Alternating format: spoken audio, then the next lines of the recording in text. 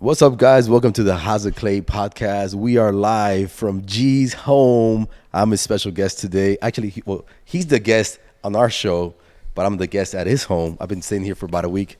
G, welcome to the show. Yo, what is good? And we got Skyla too. What's up, Skyla? Skyla Vera in the house right now, sitting on my lap. She's excited.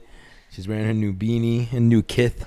Dude, pants, and she's just like all styled out, hanging with us. I've been wanting to do this interview for such a long time, bro. So many people have interviewed you on camera, but I haven't. Yeah. So this is the first, and I'll be like, what would I ask Gerard? What would I ask G?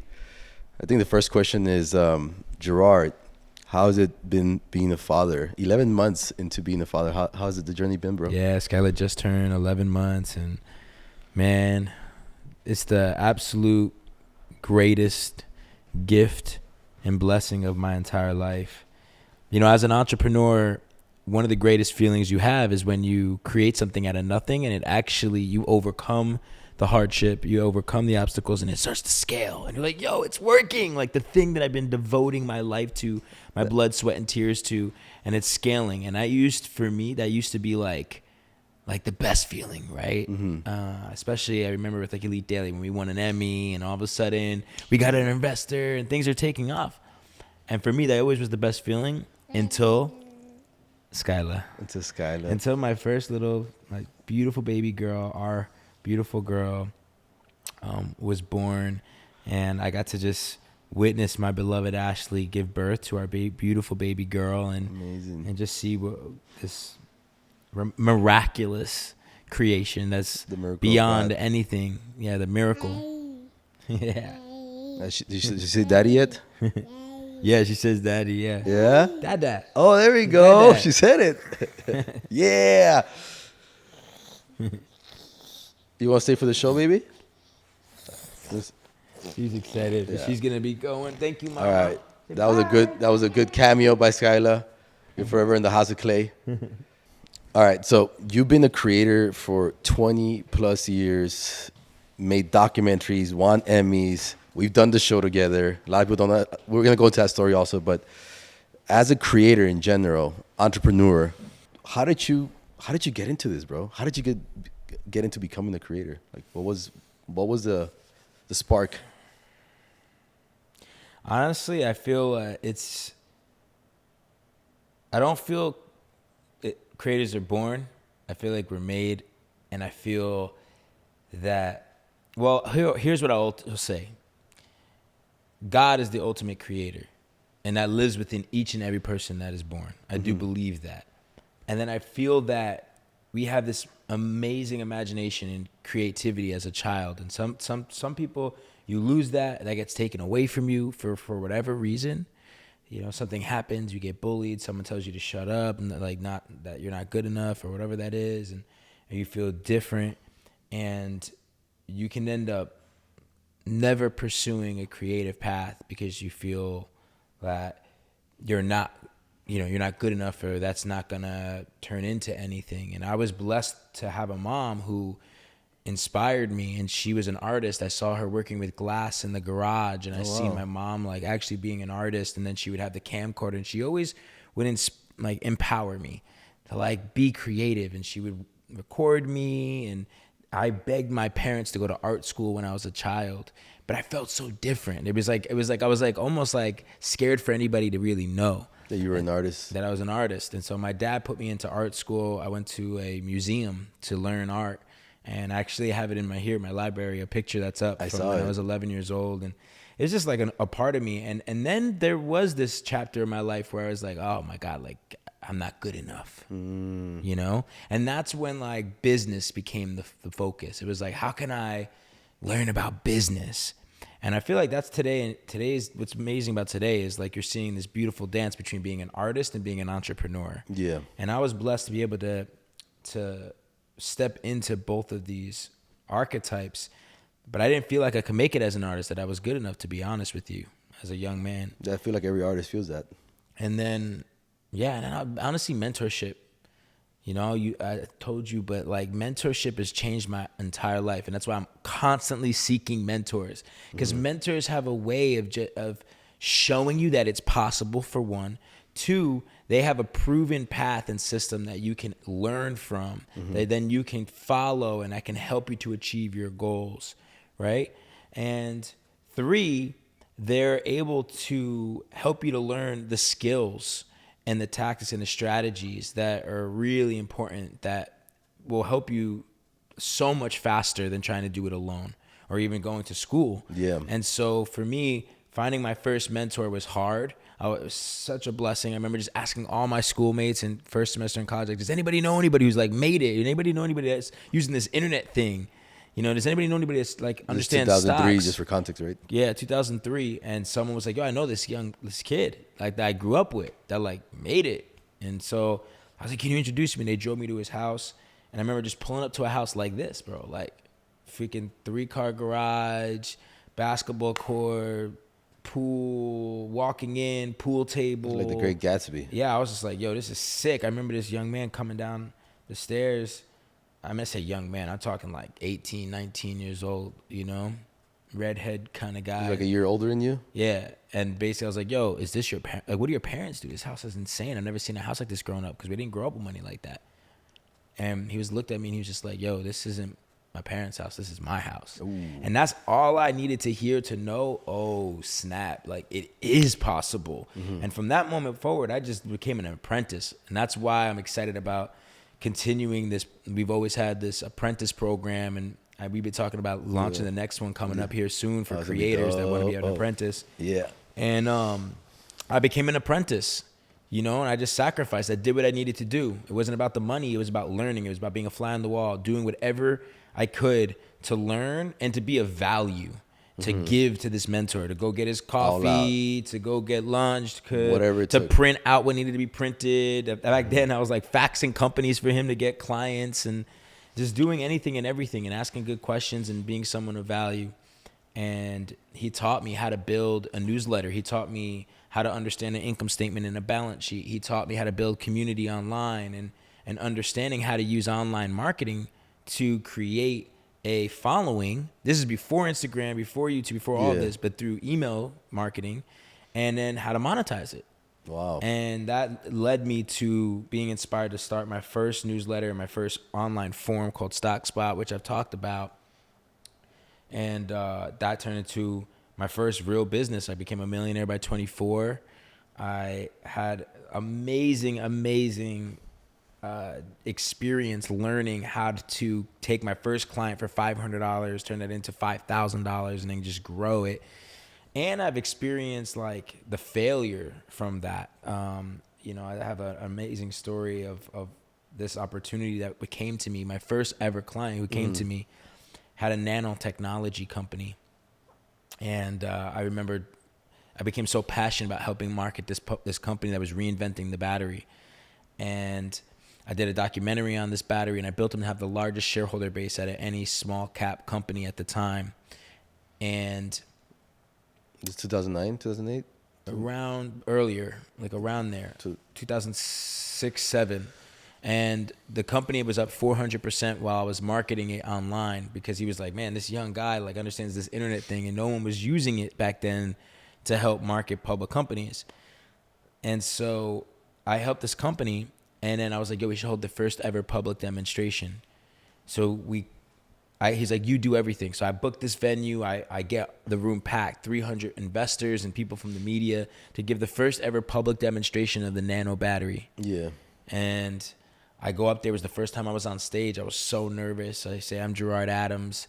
Here is the investor relations director, and this is why I believe in this company. This is what I believe about the nano battery. And then I introduced the management team, the CEO and chief scientist officer. They go up there and they just go to demonstrate the battery to prove that it works, to prove the concept. And they were going to raise tens of millions of dollars to take it into production. I thought change your life. This was going to change my life. And they just hit that button, man. And crickets, it didn't work. And I just was devastated. I thought my career was over, bro. And one guy came up to me. Didn't they test it before or something? They were supposed to, but they didn't. Oh, man. Came up to me afterwards and was like, one guy came up to me afterwards and was like, hey, kid, I'm surprised you got me in the room. Call me. And that's when I realized that I had a gift of getting attention. That's when I There's realized a that, creator like, in you. yeah, I had a gift to get people in the room, to get people paying attention, to help market a company, to create eyeballs, to create awareness and leverage it. And so that's when I was like, you know what, I'm going to offer this as a service. And I started an agency helping to create awareness and do marketing for these type of companies that were innovative. Built that to 10 million, invested the money in the stock market. Stock market crashes between 2008 and 2009. Lost all my money, had to sell all my things. And then that's when the next chapter of my story began, where So you yeah, went from pretty much rags to riches story yeah, back to rags. yeah. Start again. What do you do next? This is already, now we're talking about 2010, 2012. Like Facebook is alive. Instagram is a thing now. Yeah. During that era, you start again from zero. Yeah, Ned, this is that era. So now Yeah. all of a sudden social media is starting to really pop off, right? Instagram's starting to come alive. YouTubers, like, this is when that's begun. And I was like, yo, where's the publication online that's for our generation, by our generation? And covering culture, covering business, covering fitness, covering technology, covering everything, dating, covering all these things, right? Yeah. And because I was like buying all these magazines and publications that were all different, like Maxim and Rob Report and Entrepreneur, like all these different. I was like, where's the one-stop shop For everything. And so that was it, bro. I bought the domain name with two co-founders that were my interns, that were my apprentices, now. Yeah. And like we got that domain name for $9.99 in a apartment with folding chairs, and decided to hustle. And we loved it so much. We had so much fun building this. We were so passionate about building this publication for our generation. You know what I'm saying? It was like a deep purpose for us. And it was like we had chips on our shoulders. We were like, yo, like, fuck the New York Times, Huffington Post, all these big publications that, by the way, became strategic partners of ours. Yeah. But we had a chip on our shoulder. We were like all these big companies like BuzzFeed that raised hundreds of millions of dollars, and like we're a bunch of young kids, and people doubted us. People were like, forget about this little blog site. It ain't nothing. They look a bunch of college kids. And so we had a chip on our shoulder. We're like, yo, we'll show you a bunch of little college kids or a bunch of young bucks, like.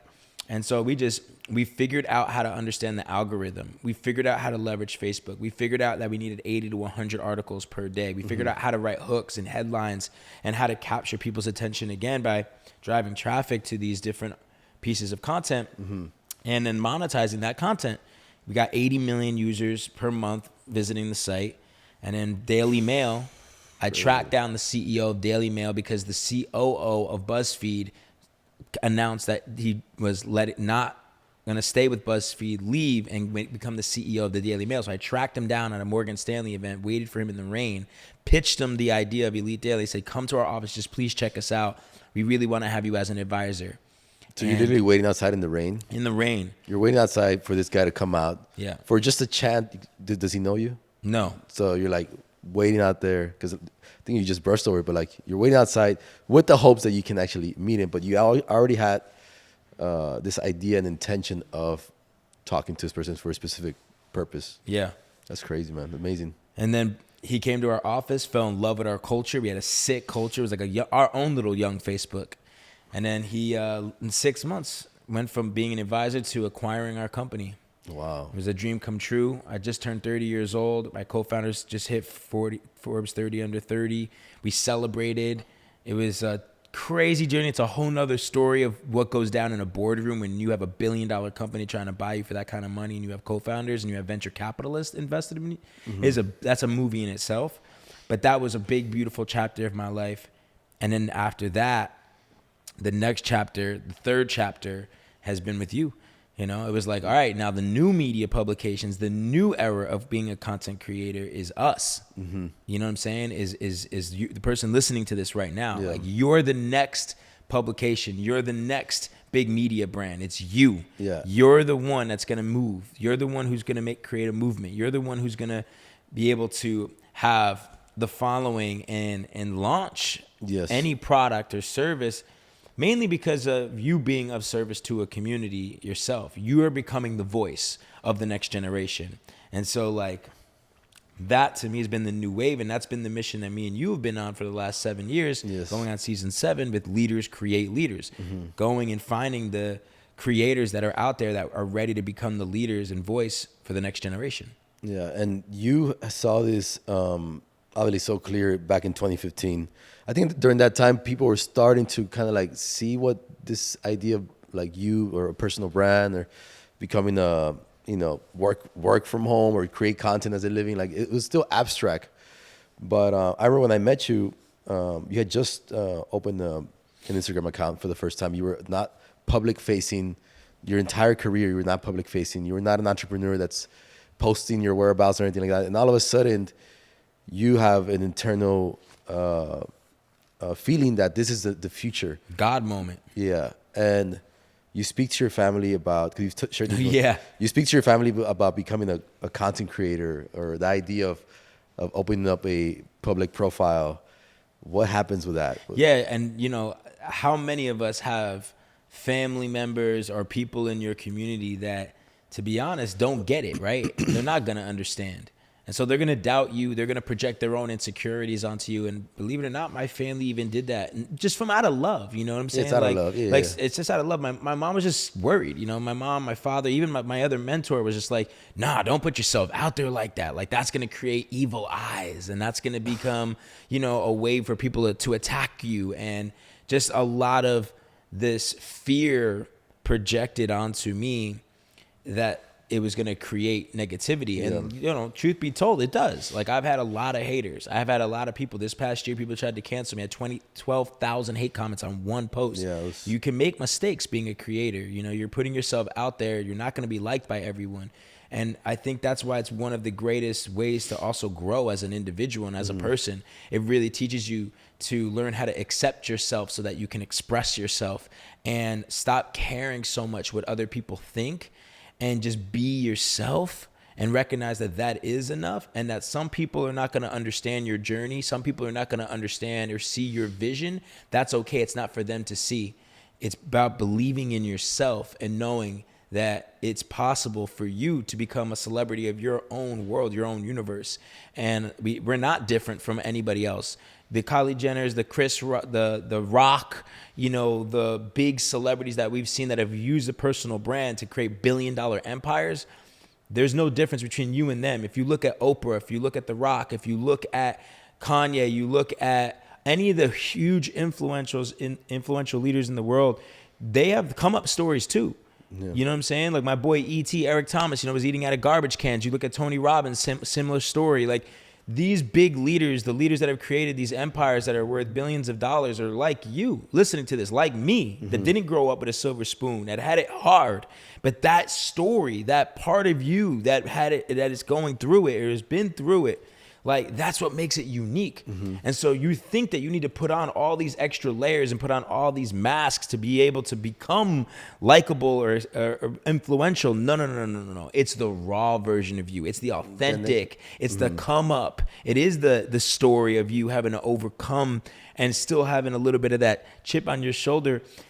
And, for me over these last few years, I've also learned that it is about truly coming into a new awakening of yourself. Yeah. So, okay, let's talk about, I want to talk about that actually. So you, and ideally, like when I think about even just working, me and you together from 2015, 2016, because we met in 2015, but we started officially the Leaders Create show March of 2016. The messaging or the messaging was more about the hustle mentality, the grind. And it slowly has evolved into more of a, season 3 of Leaders Create Leaders was called Conscious Creators, right? And it's kept evolving. Yes, it's not kept evolving. It's kept evolving. How much is it different, like from day one, like I'm talking about 20 years ago to right now? How much has your messaging changed, and like what's causing that change? To be honest with you, one of the biggest revelations I've had recently is that it hasn't changed. Like it, in the sense that I actually can look back at my career and I'm like, man, I remember the very first video me and you shot. Wearing a jacket saying Leaders Create Leaders before we even created the show Leaders Create Leaders. Like this has been the message from day one that it is about becoming a leader, not a follower. It is about leading your own movement. It is about being aspirational, believing in yourself, and then going out there and creating the success that's achievable for you. If you truly believe and you put in the work, it's about the balance between grinding and living. Yeah, you know what I'm saying? That was one of the first videos that we shot. Yeah. Yeah, bro. It's like and creating has just been a part of our entire journey.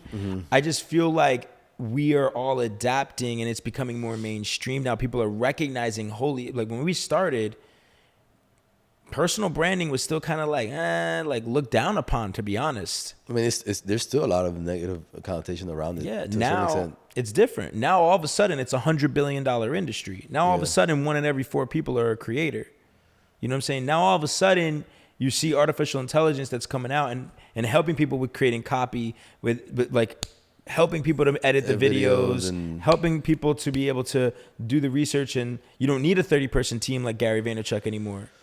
Correct. So that's something I want to talk about also in a little bit. I want to get back to the story, your story. There's a few things that I want to touch on. First off is like how you conceptualize content.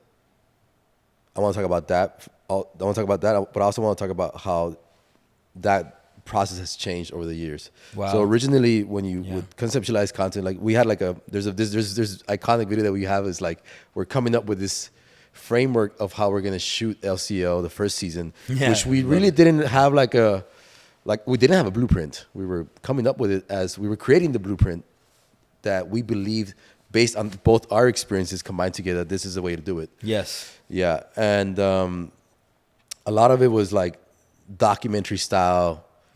Where we would reverse engineer an episode. So we would film an episode, we would film an interview, and then we would find the nuggets to create the story or the messaging behind it. And then a lot of the content in your social media is like, because you have a gift of being able to, like, you have the gift of charisma and the gift of being able to speak to a camera, but not everybody has that, right? And this is where I'm going with this. So ideally, like, how do you come up with what you're going to speak about on a video? That's a great question. And I wanted to speak to the last part right before I jump into the way I conceptualize content with those individuals that have a hard time being in front of camera, which is, we've seen it, right? We've seen some of the most successful people in the world, and all of a sudden we put a camera in front of them and boom, it's so scary. Yes. I have a post going up right now about the fact of like the fear of public speaking is more it's more of a fear than death itself to people in the world. Like, it's so scary. And so I understand that. One person recently told me this and I was like, man, this is really powerful, and I've been working with it, but just like mirror work. But like really getting comfortable with yourself. And so if you're listening to this, get in front of a mirror every day, look at yourself in the mirror, man, and speak affirmations out to yourself. Get comfortable with you seeing you, because I really truly believe that when we can get comfortable in our own skin and really come into accepting ourselves, then we can come into that, through that acceptance, a way that we can truly express ourselves to the world, and recognize also that it's actually bigger than you. It's not about you. It's about who you're serving and the audience that you're serving. And when you become obsessed and you fall in love with that audience that you're serving, that they can see a piece of them in your story, and that now you can help influence and inspire their hearts to go and believe in themselves and to create a better life for themselves. That is so rewarding, so fulfilling, and give that a chance. But you got to accept yourself. And so practice looking at yourself in the mirror, practice getting comfortable with yourself. And so I would say, as far as conceptualizing content, man, one thing that I love now is, and you showed this to me, and my mentor, Ed Milet, has talked to me about this, is like getting out into nature. And first thing in the morning is like getting outside, going for a walk, listening to some music, allowing my mind to be open to ideas. Right when I leave my house, I think of something that I'm proud of, so I can get myself into this energy of optimism and just this really positive energy, and it's obviously this energy of gratitude as well. And I just go for a walk. And there's something about being in nature, right, with some music, and you get away from the screens for a little bit, that you open yourself up to new ideas. And then just a 30-minute sprint when you get back, a 30-minute sprint to just writing. And I know you like to do the 30 minutes as soon as you wake up. Yeah, I do a little bit different, but yeah. A little bit different, but just that kind of concept is, And then I feel like that's the most valuable thing we can do as creators right now, because AI is changing the game in regards to like taking away jobs. BuzzFeed just fired thousands of people of writers, and now we have AI to support us, but our creativity, our imagination, our ability to think of the ideas and piece them together, that is the thing that is going to be the most valuable thing right now. And so creating intentional space to get out and go and think about that and contemplate. One of my favorite books is The Art of Contemplation. I never heard of that book. It's an amazing book, and it's teaching you how to create space. It's teaching you the power and the art of giving yourself intentional space to contemplate. And for me, that's like the God pocket.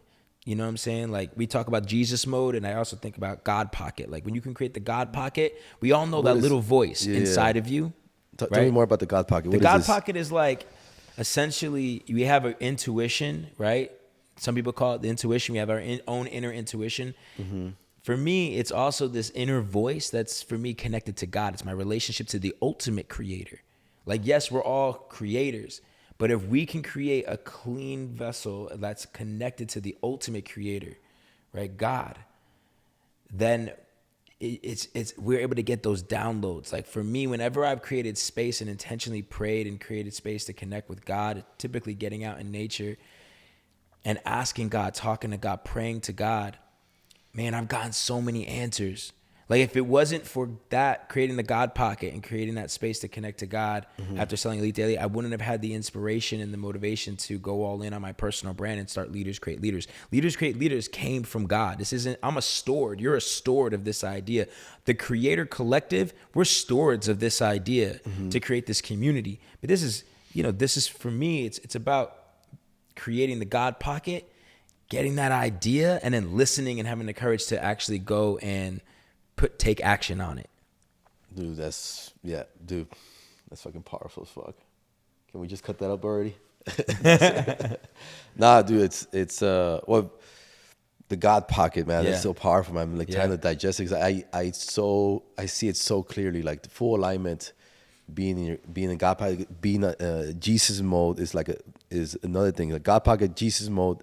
You spoke to me about this a few days ago, how going on these walks gets you into that Jesus mode. You know, because there's something about walking, this momentum you're getting, but it's not like you're working out either. You're not like running, or you're not physically like lifting weights or anything. Like, it's a different form of creating momentum, and you get to a point where you're at Jesus mode.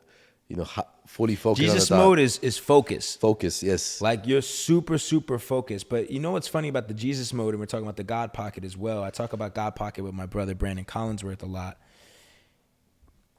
When we step into that state, if you watch The Chosen, me and you last night, think about how guided we are. Yes. That me and you randomly, we've been working. You know what I'm saying? But randomly last night we came in, it was almost like 1 a.m. We've been shooting with our buddy Roberto from Metaverse.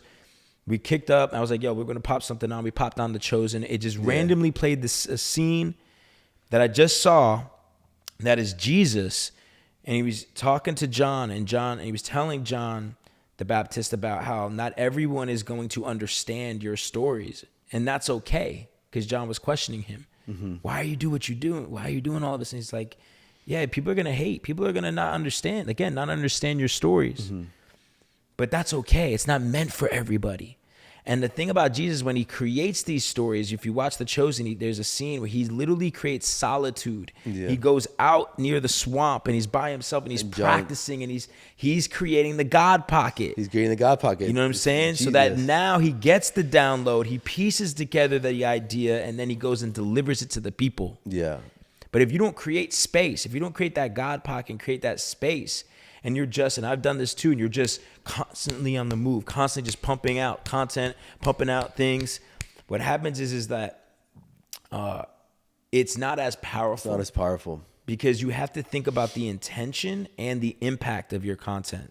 And now we're in the era of like getting really creative with it, right? Like, how do you take storytelling to a whole nother level? And I think that's what you're the best at in the world. Well, thank you, brother. I think you're the best at in the world of, taking these ideas. That's why I work with you. I only work with the best. Same. I only fuck with the best. You know what I'm saying? Thank you, brother. I believe in like excellence. Yeah. You know what I'm saying? Your excellence. Yeah. There's that, going back to The Chosen. Appreciate you, bro. Thank you so much. Before I forget, there's a scene in The Chosen before he speaks about the people won't understand. John's questioning why he's in solitude so much, right? John's questioning Jesus, why are you in solitude so much? And if I remember clearly, Jesus responds to him, because I'm preparing the sermon, a powerful sermon. Those were his words. So I see it when we put that into us being in Jesus mode, creating content. You have to be in solitude to be able to create a powerful message.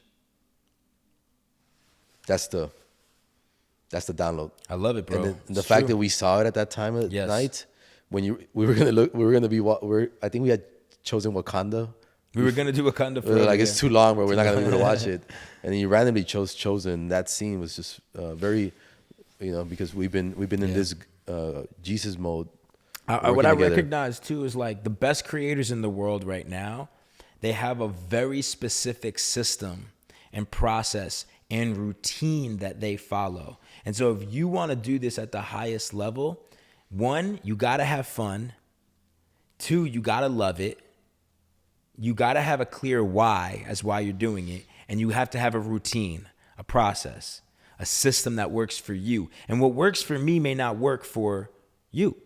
Mm-hmm. You got to figure out what that is for you. But I believe when you can balance getting out in nature, as much as we need to use AI, artificial intelligence, it's also important for us to be connected to AI, ancient intelligence, old philosophy, getting out in nature, the original intelligence God created, and like balancing that. Get out in nature, journal or write, whatever that looks like for you. For me, I still like putting a pen to paper, but even if you use your phone, your notepad, or your computer, you gotta, read. And for me, it's also movies. Maybe for you, it's podcasts. Music is huge, but like you gotta figure out what works for you that allows you to get into your flow. Mm-hmm. And and you got to protect your flow at all costs. You got to protect your space at all costs, because we live in an era where there's so much distraction all day, every day, people fighting for your attention. And you got to treat your attention like gold. A commodity, like gold, like it's social currency. You know what I'm saying? You got to protect your social currency. You got to protect your flow. You got to protect your energy. You got to protect your attention, so that way you can actually be intentional and maximize the time that you do have to build your movement, to build your community, and to play at the highest level as a creator. I love that, man. I love the fact that you have like what you said right now. And I guess the question is like, what are the best? What is one thing that all the best creators have in the world? It's like a routine that they stick to, a process of them creating this content, and not necessarily content, but it's like the process of creating ideas, ideation, and distilling that information to something that's like can be understood by a mass audience. Yes, because that's what Jesus was also great at too. Like you talk about his parables. Like I remember reading parables since I was a 7-8-year-old. He's the master. Yeah, the master creator. Yes. Master creator. That's why God came down. You know what I'm saying? And showed us through Jesus what is possible. That's why it's so cool to see that, like, how powerful our words are. How powerful that, like, we as human beings, like, yes, AI is around and can do that for us, but there's, like, the way that, like, I feel like it's so powerful how us as human beings have the way to deliver a message. Even though AI now is like populating voice and video, all the things, you probably soon won't be able to know the difference. But I think that's, to me, is still the art form of. I really want to talk about some of the stories of Leaders Create Leaders, the inception of Leaders Create your Leaders. Your original thoughts. Originally, when we launched Leaders Create Leaders, there was no. When we launched season 1, we didn't have somebody to model after. Creator Collective. How much faith did you have to have in me? But how much faith do you have to have in you to be able to believe that we could do this? Because we didn't have anybody. Well, I can be honest with you. Like, there's two things. To believe that we could do this. Yeah. One, didn't have anybody. Well, I can be honest with you. Like, there's two things, right? Like, one, you gotta be willing to do something different if you want to achieve a different result.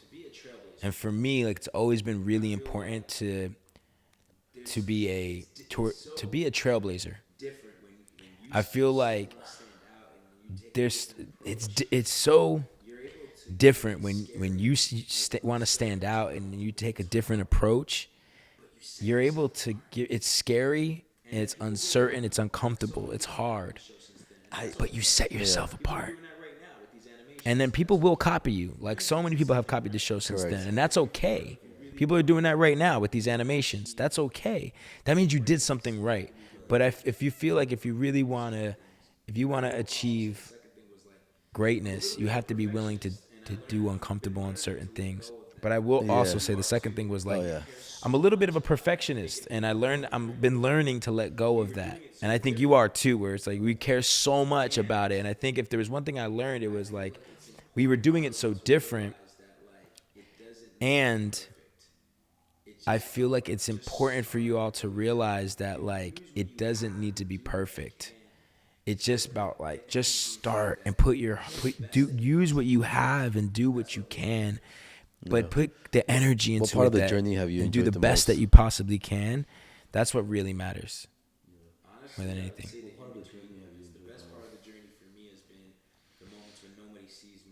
Honestly, I would say the in-between moments. The best part of the journey for me has been the moments when nobody sees me and you in a hotel room and I have to see you cry because you miss your kids. And I see how much you're investing and how much you care about what we're doing. The best moments for me are being in a hotel room with you in London and seeing you edit and, and just, yeah, man, going for walks with you along, the Big Bend River and, being in a tunnel with you in the middle of nowhere. And like a young man who's on his way to work, like, walks by us and literally is like, no way, and hits us and is like, yo, check my phone, and is watching Leaders Create Leaders, an episode. I mean, like, I can't believe I'm meeting you guys right now. I'm literally watching an episode right now as I'm walking to work. Or for me, like, the in-between moments of, like, when I went to Jerusalem and I'm walking up to the wall to pray and put a letter in the wall, and a young Jewish kid looks up at me and says, yo, Leaders Create Leaders. Thank you for the show. Like, it was all these moments where I've met the community that have been my favorite moments, our meetups, meeting the people, meeting our community, and all the moments of me and you working behind the scenes, the late nights that nobody sees of what it took to actually launch this show that were so meaningful to me. That I cherish those moments, and all the laughs with you, all the prayers with you, all the cries. It means a lot to me, man. I'll cherish that for the rest of my life, and that's why we're co-founders. Me and Jeff have been working on an epic partnership. We never even incorporated Leaders Create Leaders, man. It's always been about the community, never about, anything more than that. And during the pandemic, we finally got an LLC. We just got trademarks this year, and we're taking it to a new level with the Creator Collective, bringing this community together and calling all creators all over the globe. Let's rise together. We want to help you to build your personal brands. We want to help you to grow your communities. And we want to help you to learn how to scale your own what we've done over the last years business together. Also having people be that. People can be that. We need the next Gerard. We need the next Digital Jeff. We're calling all creators right now. Yes. We need. It doesn't have to take you 20 years. Yes. We want you to be more successful than us. Calling all creators. We got to do this together. And that's what we're building. And it's like, it's not about competition anymore. We're living in an era of a collaboration right now. Yes. So if you're looking for a community that you want to collaborate with, that you want to learn from, that you want to grow alongside, that's going to challenge you, empower you, and equip you so that you can become a leader and a voice for this next generation and learn how to grow your community, how to build your brand, how to be able to scale your online service-based business, how to tap more even into your purpose. Like, let's go. We're here and we're creating the most epic community right now for creators on the planet. There's going to be a link down below. LeadersCreateLeaders.com. And yeah, correct. You'll be learning directly from Jeff and I. Yeah, correct. As well as like our network. Leaders that have been on the show, hand-selected coaches, and you'll just be learning consistently all the top strategies, tools, everything that this is our life. So we're just going to be sharing with you an open book of everything that we're doing and we're learning. And No this is what we're secrets devoted here. to. No secrets. Everything's out on the table. Yeah. What I love about this is that we're still students, bro. Absolutely. I think that's what. Absolutely. We're like, not here. But now we have more people as part of this community. Yes. You know, the collective is all of us together helping each other, and also obviously with what we have already, like that we've discovered through a lot of trials and tribulations. And dude, this is it's so powerful. Like me being able to show this to my kids. Like Jordan wants to be a director, a filmmaker. Like me being able to show this to him, the process of what I do and what we do, it's just the shortcut, man. It's like the what was that, the School of Alexandria, where like all the like Plato and all these people. Man, that's what I'm excited about, man. The Los Digitals, you know, your kids are spectacular. Your wife is incredible.